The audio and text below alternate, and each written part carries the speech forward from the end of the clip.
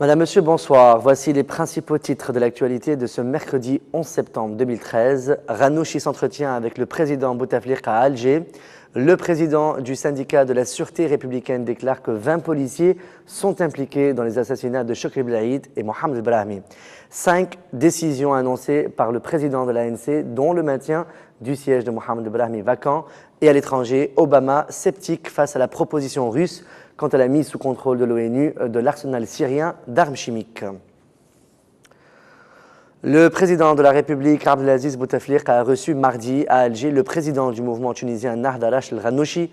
Une dépêche de l'agence APS nous apprend qu'à cette occasion, les deux parties ont exprimé leur satisfaction à l'égard de l'évolution des relations algéro-tunisiennes, notamment au plan économique et sécuritaire au service des intérêts des deux pays frères et de la stabilité de la région.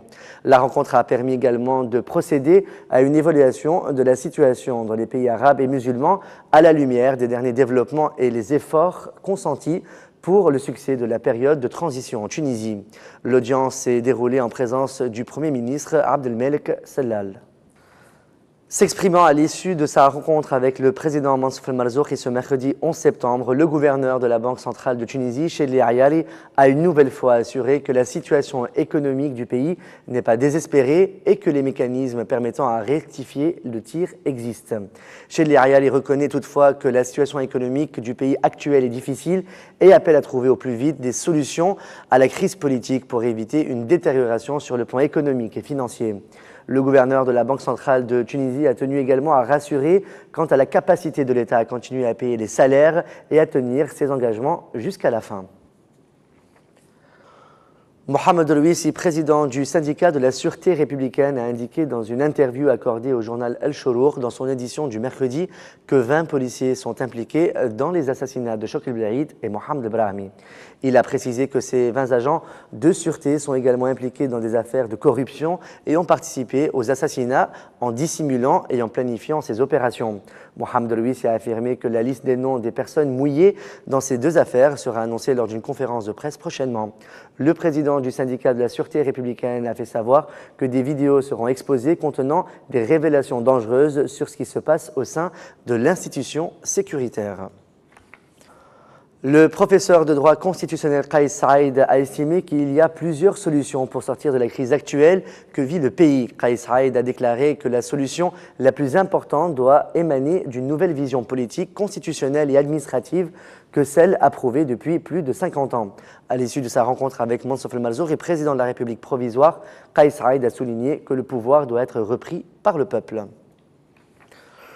Le président de l'Assemblée nationale constituante, Mosfa Ben Jafar, a annoncé 5 décisions à l'issue de la réunion du bureau de l'ANC de mardi. Voici les décisions annoncées. Le bureau de l'ANC poursuit sa réunion ouverte et ce afin de suivre l'évolution de la situation politique dans le pays. Les présidents des groupes parlementaires tiendront une réunion ce jeudi 12 septembre, c'est-à-dire demain, pour fixer les priorités de l'ANC et les séances plénières qui démarreront la semaine prochaine. Les travaux des commissions législatives reprennent ce mercredi 11 septembre, ainsi que les travaux de la Constitution qui seront fixés ce vendredi 13 septembre, le maintien du siège vacant du martyr Mohamed Brahmi jusqu'à la fin des travaux de l'ANC. Le secrétaire général du CPR, Ahmed Daimi, a indiqué que son parti invitera le président provisoire Mansour El-Marzouk à parrainer un dialogue national global entre les partis au pouvoir et l'opposition.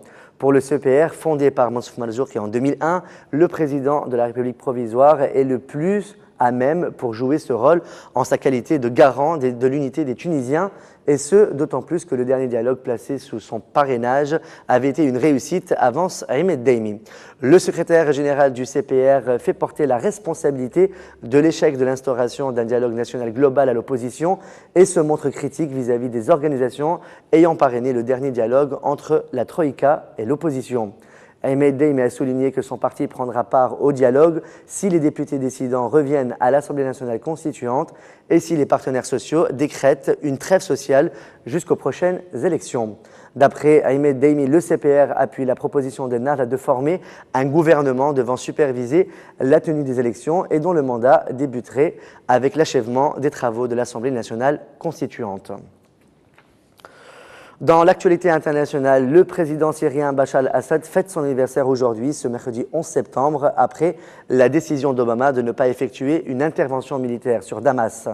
Les partisans d'al-Assad sont sortis dans les rues exprimant leur soutien au président syrien et fêtant son anniversaire. Bachar al-Assad a 48 ans ce 11 septembre. La Russie juge inacceptable le projet français de résolution à l'ONU sur les armes chimiques en Syrie, a déclaré mardi le ministre russe des Affaires étrangères, Sergei Lavrov, lors d'un entretien téléphonique avec son homologue français, Laurent Fabius. M. Lavrov a souligné que la proposition de la France d'approuver une résolution du Conseil de sécurité de l'ONU en conférant aux autorités syriennes la responsabilité pour une possible utilisation d'armes chimiques était inacceptable, a indiqué le ministère russe dans un communiqué. La Syrie a accepté mardi la proposition russe de renoncer à ses armes chimiques, mais Barack Obama a estimé qu'il était trop tôt pour dire si une pareille initiative pourrait aboutir et il s'est engagé à maintenir les forces américaines prêtes à frapper Damas en cas d'échec de la voie diplomatique. Dans une allocution télévisée mardi soir, le président américain s'est engagé à tester la proposition russe de placer les armes chimiques de Damas sous contrôle international tout en laissant filtrer son scepticisme.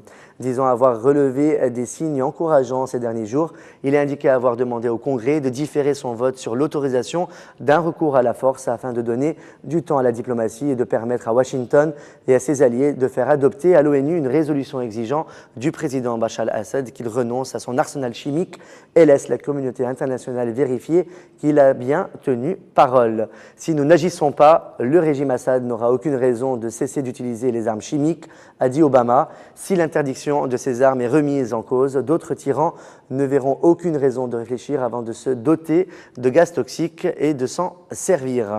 C'est la fin de ce journal. Merci de votre fidélité. On se retrouve demain soir pour une nouvelle édition. Bonne fin de soirée sur notre chaîne.